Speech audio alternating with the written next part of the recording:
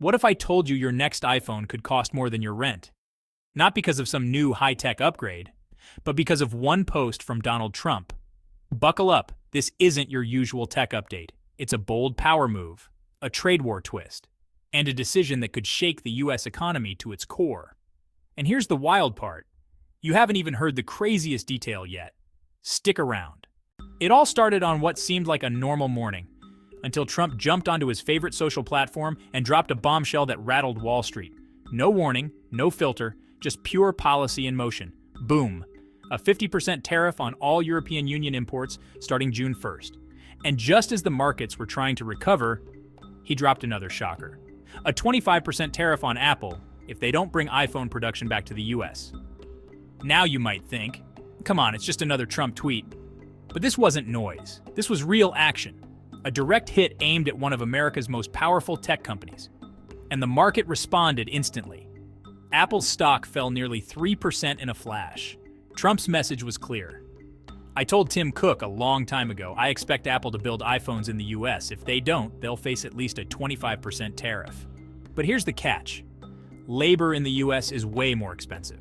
Experts say if iPhones were made in America, they could cost up to $3,500 each. Tech analyst Dan Ives even called the idea a fairy tale. He said, "We believe the concept of Apple producing iPhones in the US is not feasible." And it's not just Apple in the line of fire. Trump is also ramping up pressure on the EU with those massive 50% tariffs. The timing? Dangerously precise. Global markets were in the middle of a fragile 90-day truce when he reignited the fire.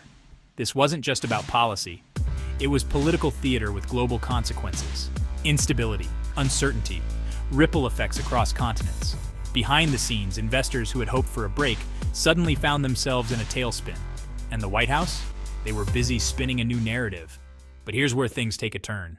So, Apple had already made moves. To avoid earlier tariffs during the US-China trade war, they shifted much of their iPhone production to India. It was actually a smart move to protect their supply chain and keep costs manageable. But, Trump wasn't satisfied. He didn't just want Apple out of China. He wanted them building iPhones in the United States. It sounds patriotic, like a win for American jobs. But the reality? That dream hits a hard wall. Experts say it would take 5 to 10 years for Apple to move all iPhone production to the US. And when it comes to cost, we're not talking a few $100 more. We're talking about a $1,000 iPhone ballooning to $3,500 with no added features. No gold plating, no diamond screen, just the same phone at triple the cost. So while Trump threatens Apple with a 25% tariff to force them back home, the truth is, they can't. Not quickly, not affordably, not without crushing consumer demand. Ask yourself, what happens when everyday Americans see a $3,500 iPhone? They don't cheer for new jobs. They walk away from Apple. And Trump knows this. That's the part nobody's saying out loud. Veteran analyst Dan Ives is blunt. This plan is a fairy tale. But fairy tales don't come with economic shockwaves. So what's Trump really after? Is this a bluff? Or is he betting that public anger will force Apple to cave? Let's zoom out for a second. Because what's happening behind the White House doors doesn't match what they're selling on camera. Publicly, they're smiling, calling this a patriotic move to bring back jobs. Privately, even Trump's own people admit, this will hurt American consumers. Reporters have been pressing the White House hard, asking if the iPhone price will jump. White House Press Secretary Caroline Leavitt dodged every time, like it was a game of dodgeball. But behind closed doors, they know. Yes, it'll drive up iPhone prices. No, they just won't admit it in public. Trump has warned Apple CEO Tim Cook many times. He reportedly said he expects iPhones sold in the US to be made in the US. Tim Cook was even at the White House just days ago. But the reality remains, Apple's not moving production to America anytime soon. And if they ever did, that shiny new iPhone you're holding, it might come with a shocking new price tag, one most Americans simply won't accept. Tim Cook met with Donald Trump on Tuesday. During that meeting, Trump repeated a warning he's given before.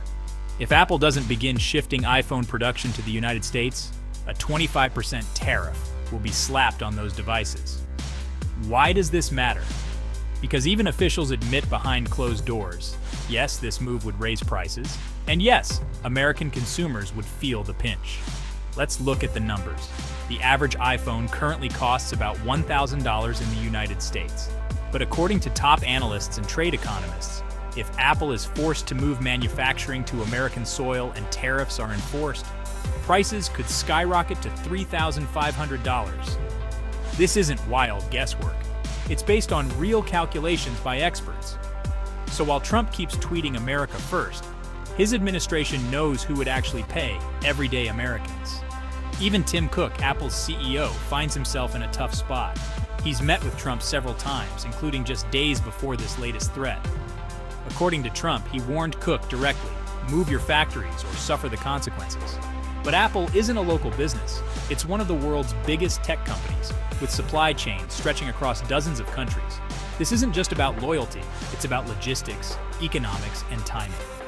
Still, Trump seems more interested in the optics. He wants to be seen as the president who forced the world's richest company to bend the knee. And if that means iPhones become too expensive for most Americans, that part doesn't make it into the press briefing. Here's the hard reality. This isn't real policy. Already, Apple's stock slid 2% in pre-market trading, before Wall Street even opened. Investors are nervous. What if this move signals more to come?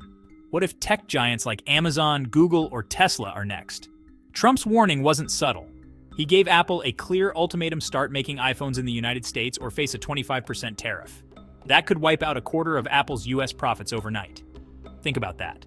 Apple operates with a massive global supply chain. Its components are sourced from dozens of countries.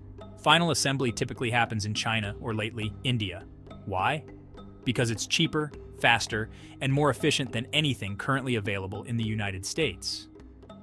So when Trump demands that Apple shift production back home, he's not just challenging one company's strategy. He's challenging the entire structure of global trade. It's a message to every multinational business. Follow the America First rules, or get punished. Back at the White House, the president is putting Apple on blast with this new tariff threat. And yes, behind closed doors, officials admit it would absolutely raise the cost of iPhones for American buyers. But in public, not a word. Reporters have asked Press Secretary Caroline Leavitt directly, but she refuses to confirm what everyone already suspects.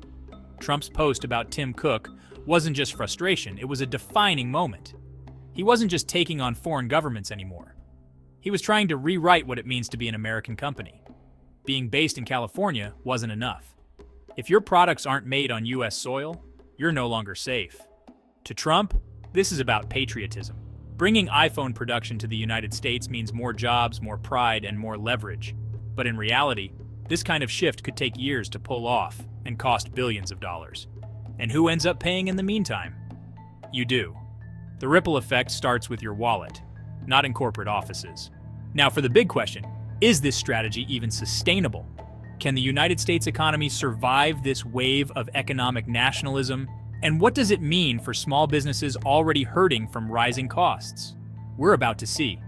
Because next, we'll explore how Trump's tariff threats are already rattling everyday Americans, and why the worst could still be ahead. But let's step back. Why is all this happening right now? Why is President Trump lashing out at Apple, the EU, and even US consumers all at once? Maybe it's not about the economy at all. Maybe it's about politics. Let's be real. Trump thrives on conflict. Whether it's with China, CNN, or tech companies, he feeds off of public fights. Then he positions himself as the only one who can fix them. This latest tariff push? It's not just about bringing jobs back. It's about power, headlines, and control. They are broken promises. And every day these tariffs stay in place, America falls further behind. The truth is, as the president has often said, Chinese producers are supposed to cover the cost of the tariffs. But in reality, small business owners are already feeling the pressure. That's something we all know. One of those small business owners is Beth Benke, CEO of Busy Baby, based in Minnesota. Her company designs and sells baby products. Just last month, she joined us and shared how the trade war was devastating her business, suffocating it. A month has passed, and since then, the tariff rate on Chinese goods dropped from a shocking 145% to 30%. So what does that shift mean for her now? For me, she said, it went from being completely unable to ship my products to at least getting the items that were stuck in China back into the US. So they've begun shipping again. But to manage the unexpected costs, they had to launch a GoFundMe. Why? Because they still faced a massive $48,000 tariff, a sudden cost that came out of nowhere. When people think of tariffs, they imagine political arguments or big companies adjusting strategy. But the real burden often falls in tiny offices, home workshops, and neighborhood factories. That's where the real battle is being fought. And for many entrepreneurs, Trump's April 2025 tariffs didn't just disrupt business, they almost destroyed it.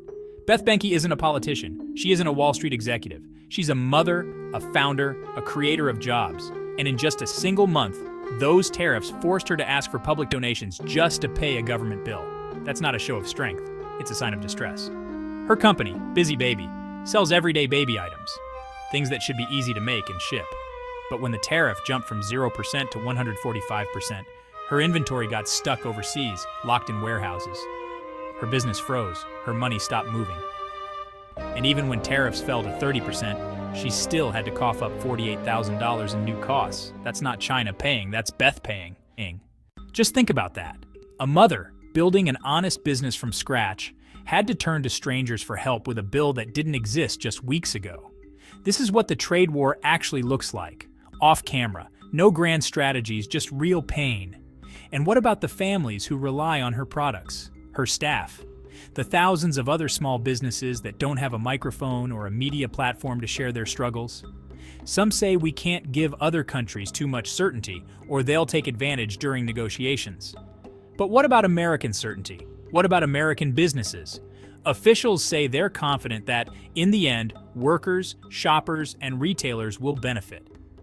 But what happens after the 90 days? How can a small business like Beth's make plans or secure its future? The only hope on the horizon is a bill heading to the Senate floor this week, the Small Business Liberation Act. If passed, it could exempt SBA-registered small businesses from paying these crushing tariffs. Meanwhile, Chinese tech giant Lenovo continues to sell $15 billion worth of products in the US every year, without paying a single tariff. That's right, zero. It doesn't make sense. Beth is paying, Lenovo isn't. Beth said it clearly. You're going to pay or your customer is going to pay. That's the only way. There's no workaround, no loophole. Every dollar lost in this trade war either comes from small businesses or is passed on to American families. And then there's the uncertainty. Beth can't plan. She can't produce. She can't even look ahead to next quarter. When small businesses can't look forward, the economy starts to stall. Innovation slows. Supply chains begin to break. Beth represents millions of American entrepreneurs stuck between unclear policies and rising costs. While the president continues to claim that China is footing the bill, the reality couldn't be more obvious. Beth is paying, small businesses are paying, America is paying,